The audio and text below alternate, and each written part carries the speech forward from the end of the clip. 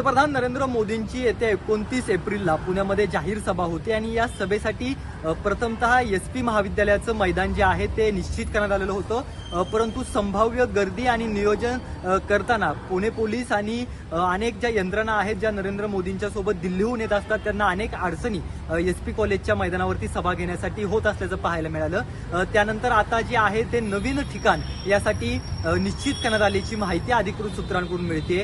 पुण्यातील कॅम्प परिसरामधनं असणाऱ्या रेसकोर्सच्या मैदानामध्ये जे आहे ते पंतप्रधान नरेंद्र मोदींची 29 एप्रिलला जी आहे ती जाहीर सभा होण्याची शक्यता दाट आहे।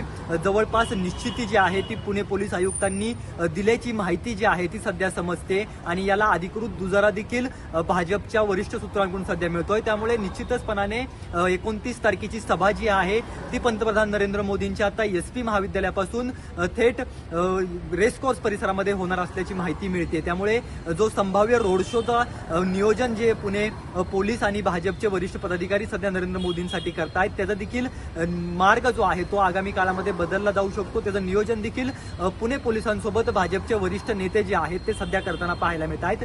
त्यामुळे मोठ्या प्रमाणामध्ये दिल्लीच्या टीमने दिलेले आदेश असतील किंवा संभाव्य धोके जे आहेत ते टाळण्यासाठी सध्या त्याच्या घडीला तरी पुण्यातील एसपी महाविद्यालयामध्ये जी पंतप्रधान नरेंद्र मोदींची सभा होती ती सभा रद्द करण्यात आलेली आहे आणि आता पंतप्रधान नरेंद्र मोदींची 29 तारखेची सभा जी आहे ती पुण्यातील रेसकोर्सवर होणार असल्याची निश्चिती जी आहे ती जवळपास कन्फर्म झाल्याची माहिती सध्या तरी मिळत असलेली पाहायला मिळते।